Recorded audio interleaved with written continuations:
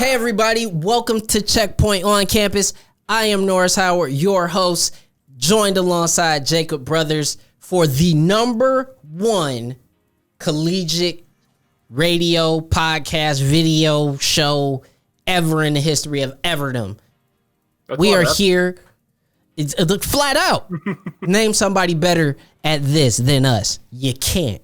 But anyway, we are here to talk about the Overwatch Varsity series. Yes, I know we have been covering it ad nauseum, but it continues to compel and it continues to move right on along.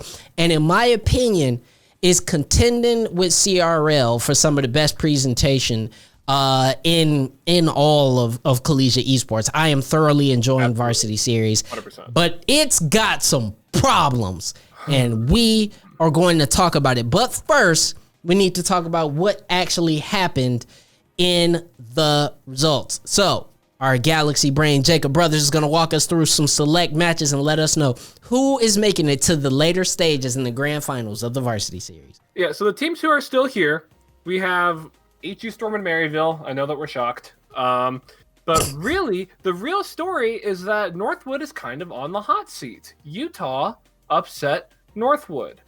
Yeah, they're out. This is single elimination. They're gone. Yeah, and that's kind of huge. We'll talk about some issues with that later, but that's really big. And let's start with Northwood, because I want to talk about Northwood, because those are really the only teams left. The only teams left are Maryville, HU Storm, and Utah. Because Utah has qualified for the finals. We do not know if the HU Storm or Maryville thing has happened yet because of issues that we are going to talk about. But Northeastern struggled throughout multiple games of this tournament. Now, Norris, you watched the Mizzou Northeastern match, so I want you to tell me about that, and then I want to tell you about this Boise State match. Yeah, so Mizzou Northeastern was a match that Mizzou kind of looked always in control of, but Northeastern gave them all the favors in the world. All the favors in the world. On Busan, they play a great match. And on the first map, don't touch the point. Can't even call it a C9. It's nobody decided to get on the point and trigger overtime. It was ridiculous.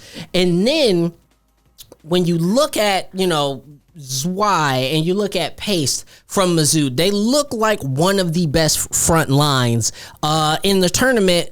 But then you had to pull back and you had to look at it from 10,000 feet and realize that Northeastern was just making them look way better than what they were. That's all it was. That's kind of the story of Mizzou, because Mizzou beats Northeastern, and then they get dunked on by Maryville, which you feel a little bad for them. And then even same with Ohio State. You have these teams that are good. I would say Ohio State and Mizzou are both good schools, but then they play a Maryville. They play the big boys. But the thing is that you look at Northeastern, and here's the thing that, again, I am so frustrated when it comes to certain collegiate Overwatch teams, is the communication. You can tell this is a total communication breakdown. On Kings Row, right? Here's a perfect example. On Kings Row, right? Mizzou is on attack. They have been full holding Mizzou this whole time. And if you don't cap that first point fairly quickly, you're in for a tough time to get that second point on Kings Row. You're in for a tough time. Let's not even get to the third point, which is a nightmare in and of itself. But they're putting up such a great defense. And with around, I want to say 45 seconds left, Sklee is on the wrecking ball, and they have a gravitic flux about to go up, and Sklee knocks everyone from Mizzou out of the gravitic flux. They lose the fight, and then Mizzou pushes forth and wins the map. That is silver level foolishness. Yeah, you can't. Okay, you can't have that. You're in a knockout stage of a major tournament. What are you doing? Yeah, it's foolishness. And it's kind of hard to mess it up too, because you say, "Hey, I'm using my giant circle on the ground. Don't hit them," and then Spider-Man comes around the corner. I don't get that. But on the opposite side of that coin, with Akron Midland, there was a phenomenal Kings Row defense. Oh, absolutely. Akron, outside of a full hold, it was one of the best defenses that I seen. That wasn't a full hold on Kings Row. I mean, the Ash play from Akron, it was nuts. It was to a point where it felt like their Ash would never die. It wasn't going to happen. It just simply wasn't going to happen. And when you have an Ash or a Widow or any sniper or long range hero that you just feel like, my God, we can't even get close to them. We can't even touch them. The match is lost. Yeah. And so Akron completely decimated Midland in sort of a surprise. Yeah, that is surprising.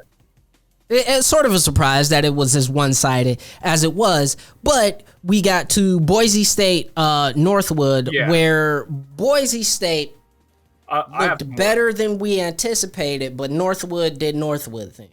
Okay, well, so I want to put a hand up and apologize to Boise State. I'm going to say a lot of very nice things to Boise State, because I think that they have really turned around their program. I think that out of all the programs that they are younger, they have gone younger significantly, and I'm very proud of them. Their DPSs are rolling. You want to talk about Ash play? This Northwood Boise State match was nothing but great Ashes and great Sigmas. So that was the entire thing. And so when Boise State played Kings Row, they owned Kings Row. I mean, even Goblin is the best Torb in this tournament. I have never seen a better Torb. The Torb BM'd an Orisa, a Northwood Orisa, with his hammer. Like, this match was unbelievable, but we talk about communication, and we talk about Northwood being on the hot seat. Northwood's communication was not there. They were the better team, yes, and they won this match, yes. But that second map, they're taking kind of these solo fights everywhere. They're getting beaten by every flank thrown at them. They have a Torb that they can't find the answer to. Like, a lot of things just don't make sense. But Goblin was incredible. But they went to Dorado, and things got back to normal. Yeah, things got back to normal. They're like, what if we just, attack them? But I absolutely want to shout out Kel. Kel is probably one of the best tanks I've seen on a collegiate team. Kel was the Sigma player for Boise, and he did amazing, as well as Plato. Yeah. I was about to say, I was a big fan of Plato throughout this entire series. Like, Boise State is becoming a very fun-to-watch team, and they could absolutely become a contender in the West. 100. I think so. But we got to end on some issues here because as much as we praise the varsity series and many of its, great presentation flares, and the casting is amazing. So word out to the casters that have done a great job throughout this entire tournament.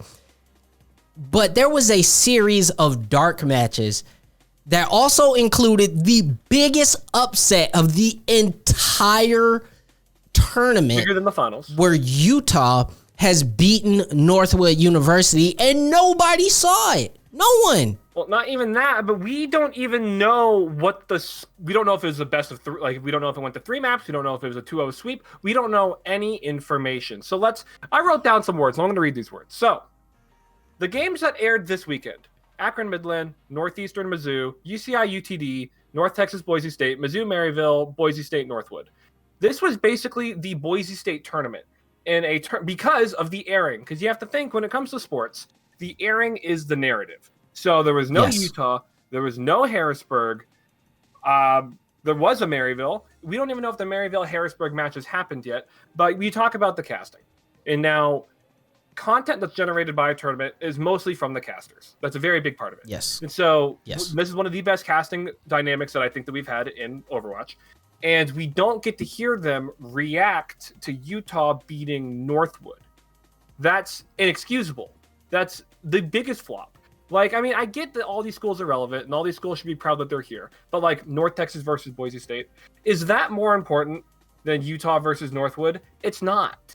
Like, or Akron Midland. I mean, it just simply is not. And I understand that Utah versus Northwood was a later bracket match that, the other ones had to happen before we got there. But if it is a question of we don't have casters, right? Number one, that's a problem. And number two, at least throw to a link or a host of where we can watch the match without casting. At least let people go and see. Because to me, you're talking about semis and quarters of your big, semester ending tournament, and we just don't even know how certain teams got there. We can't verify if Utah is actually better than Northwood or if Northwood just got sleepy and completely, sabotaged themselves. We don't know. Yeah, we couldn't see a single game of the team in the finals. We couldn't see a single game of the team in the finals. And that's a problem. We're talking about Utah, a quality team, in my opinion, a top 10 team 100%. Of Overwatch in the country, and we didn't get to see not one match from them throughout this knockout stage. I think that is a travesty. I think it's completely unfair to Utah, a team that has earned their way into the finals. And I think it's unfair to collegiate viewers. If you're the University of Utah, if you're an alumni or if you're a current student, and you just don't get to see them on the stage with all the production and all the cool stuff, man, it just sucks. And I expected Blizzard and Overwatch to do better. Yeah. I expect them to do better. I know what Overwatch can do. I know what it can be. I know how good the production can be. And in my opinion, the Overwatch League production is second to only the LCS or the LEC. But you have dropped the ball on this, Blizzard.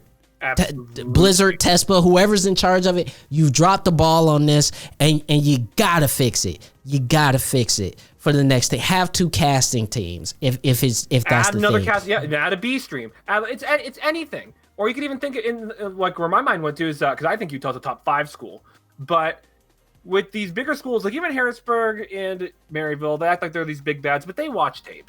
Tape is a very important part of their lives, and they don't have tape of Utah versus Northwood. That is significant. That is Blizzard hurting the esport. I genuinely think that. I think that Blizzard not airing these games is hurting the esport as far as tape goes, as far as morale goes of these players. These collegiate players are trying to make a name for themselves, and Blizzard isn't letting them. Obviously, Blizzard is not against Utah, but it still stands that this team that's in the finals, that have phenomenal players, that was a 12 seed, that grinded their way to the finals, might I add, there's nothing there. And that's not okay. That's wrong. And that's ridiculous. It just sucks. And, I feel bad for Utah. Friends of the show, Utah, I might add. But moving forward, the finals are going to be on December 12th. At 12:30 Pacific time on the Overwatch Contenders channel, where it's going to be Utah versus somebody. Well, no, it'll be Harrisburg or Maryville. Probably, but it's going to be Utah versus somebody. We don't know. We have no indication of when, these other matches are going to be played, if they're all going to be played dark, if there's a new schedule that's come out. We don't know. But that's part of the problem. And I'm going to say this one final time. College esports, stream every game. All of them. Period.